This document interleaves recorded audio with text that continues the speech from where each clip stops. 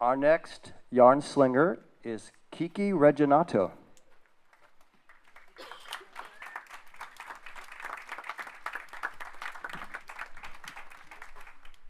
When I was 13, I was in love with Evan Sherman.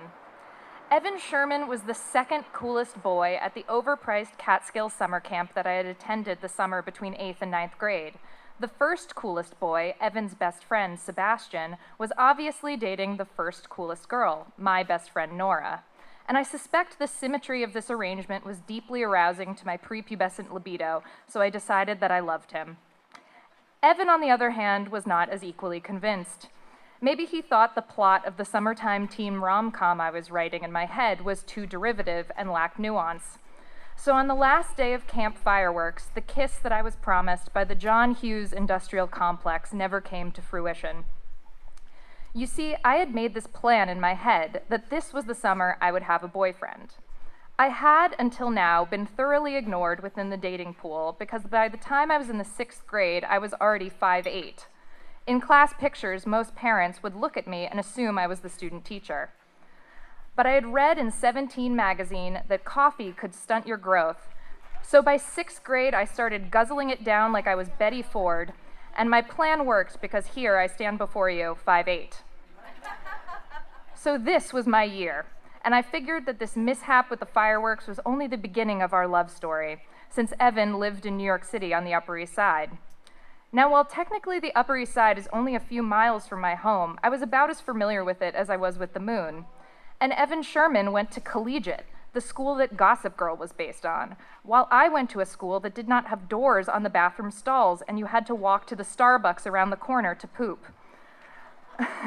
So when camp was over and we went back to the city, Ev and I began what I thought was a casual text flirtation, but in reality was more like what was submitted into evidence in a restraining order hearing, with me texting him long blocks of text about something cool that reminded me of his two interests, the Tour de France and basketball, and him texting back 3 hours later, lol. These were the kind of psychosexual mind games that we were engaged in. So I hatched a plan. I would bike up the east side to near Evan's house, and I would deflate the tire on my bike and then call him and say I needed a bike pump. He couldn't resist a damsel in distress. Now, I wasn't exactly an outdoors kid, so when I started to take the bike out, my dad seemed sort of confused. A quick word on my dad. Well, he has all the trappings of a Soho artist who moved to his loft in the 60s. He has the soul of the plumber. So the bike in question I was taking out was one that was found, aka forcibly removed when, and I quote, some son of a bitch chained it to our stoop, and it was getting in my dad's way. And since my dad's idea of parenting was very popsicles for dinner in front of the TV, he didn't question the uncharacteristic move of me taking the bike out. I sort of thought of him as my old man roommate, and I think he thought of me and my brother as those two kids who live with me and have my nose. So I left the house with the questionably procured bike and made my way up the West Side Highway, all the while rehearsing my damsel in distress spiel.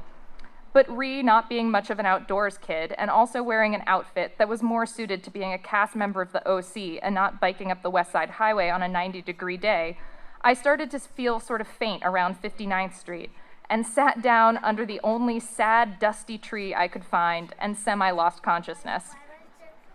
When I awoke, I called my dad to come get me.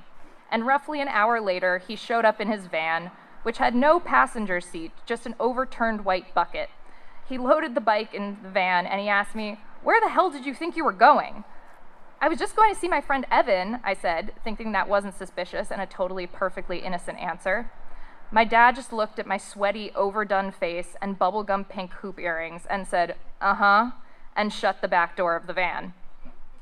As we made our way back down the West Side Highway and I regained consciousness more and more, he suddenly said, "Have I ever told you about my first wife?" "No," I said, and even at 13, I had the presence of mind to know that it was probably not going to be an appropriate story.